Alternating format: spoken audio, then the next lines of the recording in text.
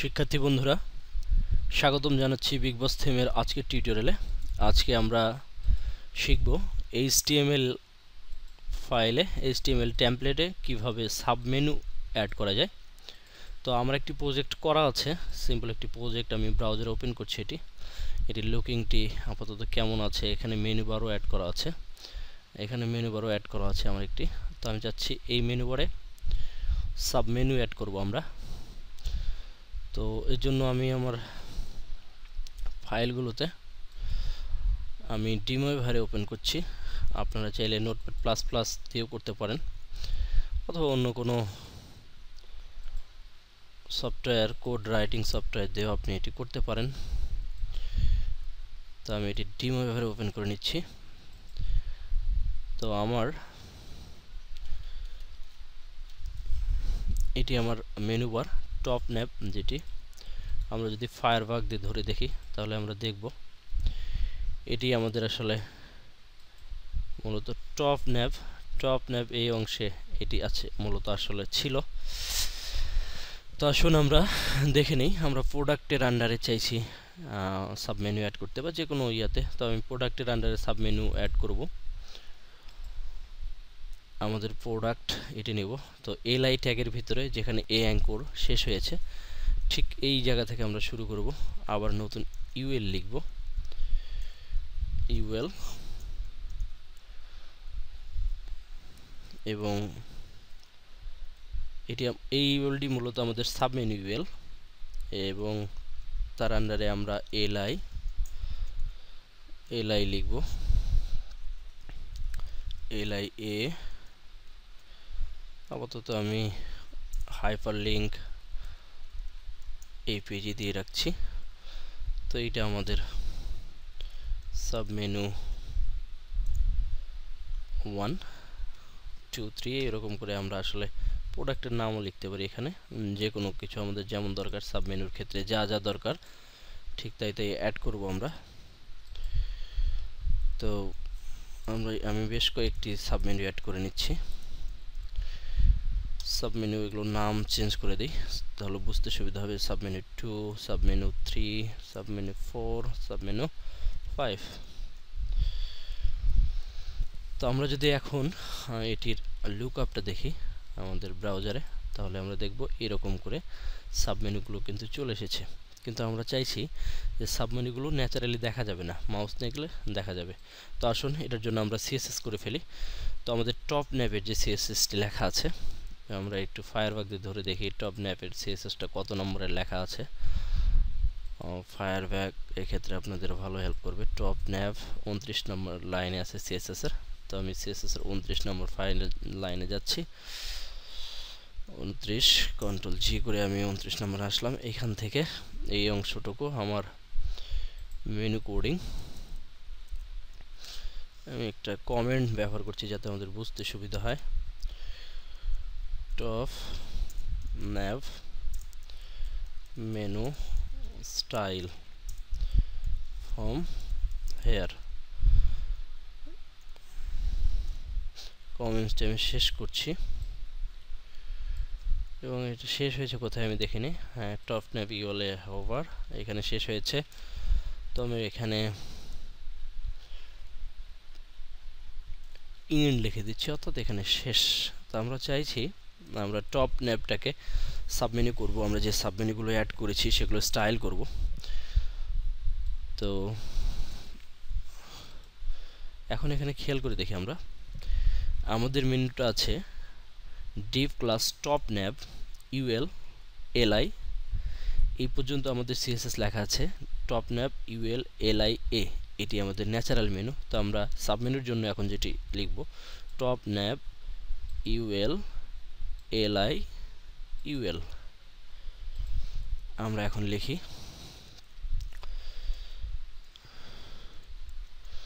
আমি এটি কপি করে নিয়েছি।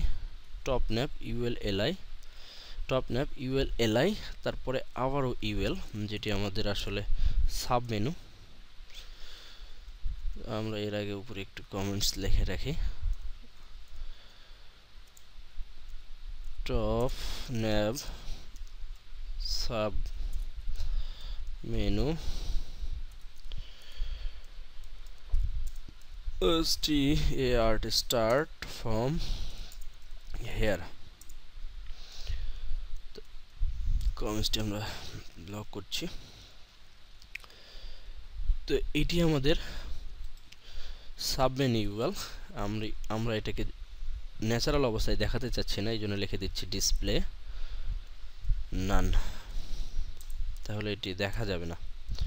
আমরা যদি এখন দেখি আমাদের ওয়েব পেজে রিলোড করে, তাহলে এটি কিন্তু চলে গিয়েছে। খেয়াল করে দেখেছেন আমরা প্রোডাক্টের আন্ডারে আসলে এগুলো অ্যাড করেছি সাবমেনুগুলো। আমরা যদি আমাদের ফাইলে দেখি প্রোডাক্টের আন্ডারে index.html দেখলাম, কিন্তু আমরা চাচ্ছি যখন আমি প্রোডাক্টকে হোভার করব তখন আমাদের সাবমেনুগুলো দেখা যাবে। তো সেক্ষেত্রে এখন আমরা যেটি করব,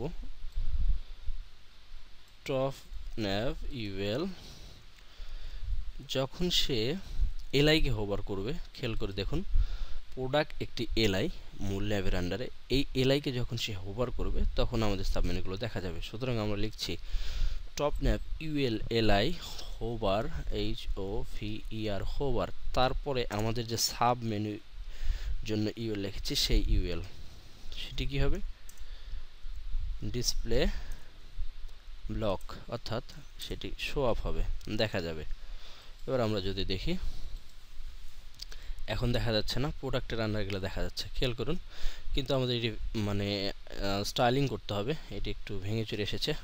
তাহলে এরপর আমরা যদি ঠিক এই top nav UL hover UL LI hover UL এরপরে সাবমেনু এলআই লিখি এবং তাকে যদি বলে দিই তুমি তোমার ভিউটা হবে, ডিসপ্লেটা হবে লিস্ট আইটেম, অর্থাৎ লিস্ট আইটেম আকারে তোমাকে দেখা যাবে। যদি আমরা দেখি তাহলে দেখবেন লিস্ট আইটেম আকারে সে দেখা যাচ্ছে। খেয়াল করে দেখুন লিস্ট আইটেম আকারে সে দেখা যাচ্ছে, কিন্তু এখনও সে আসলে আমাদের কাঙ্ক্ষিত যে ডিজাইন সেই ডিজাইনে আসেনি। তো আমরা দেখে নিই এটি আমরা কিভাবে করব। তো আমরা প্রথমে একে লেস স্টাইল নান করে দিই, অর্থাৎ আমাদের এখানে যে পয়েন্টগুলো দেখা যাচ্ছিল এগুলো আমরা দূর করে নিলাম, লেস স্টাইল এটাকে বলে। এখন সে চলে গিয়েছে, তো আমরা এটাকে টপ থেকে কিছুটা মার্জিন করে নিই, মার্জিন টপ আমরা দিলাম 10 পিক্সেল, অর্থাৎ টপ থেকে 10 পিক্সেল সে মার্জিন হবে। 10 পিক্সেল সে মার্জিন হয়েছে, সবগুলোই 10 পিক্সেল থেকে মার্জিন হয়েছে 10 পিক্সেল করে।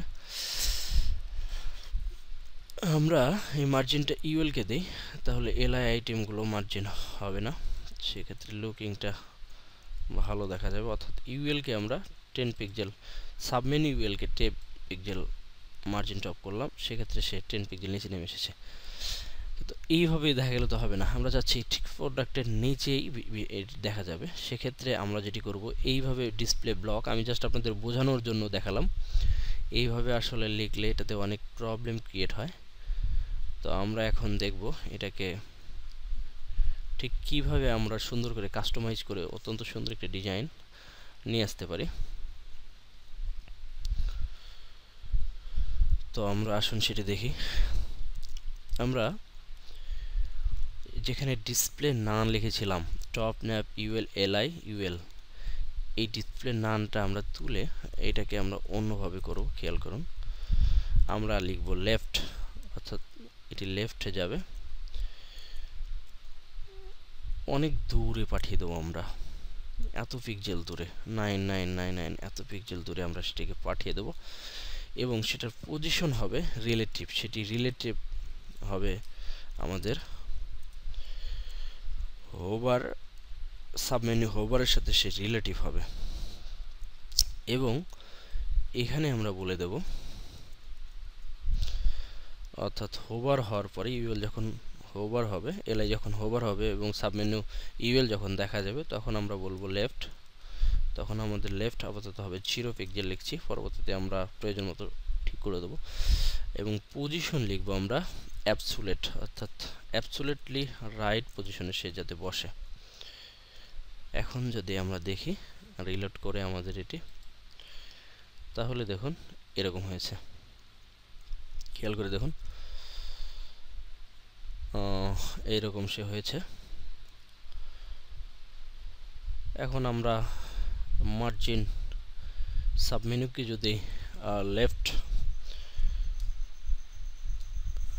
20 পিক্সেল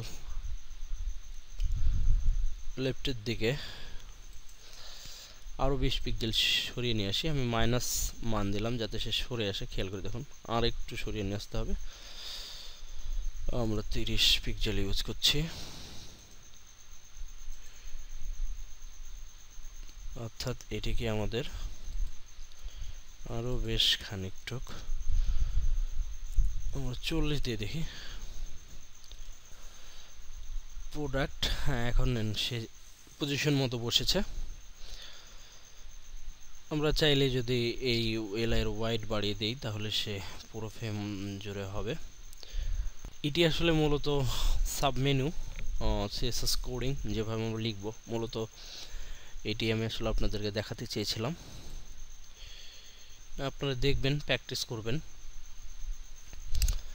সবাই ভালো থাকবেন। কোনো সমস্যা যদি হয় অবশ্যই আমাকে জানাবেন। যদি আমার এই পরিশ্রম আপনাদের কোনো কাজে আসে তাহলে নিজের এই পরিশ্রমকে সার্থক মনে করব। সকলে ভালো থাকবেন, সুস্থ থাকবেন, এই প্রত্যাশায় আজকের মতো এখানেই শেষ করছি। আল্লাহ হাফেজ।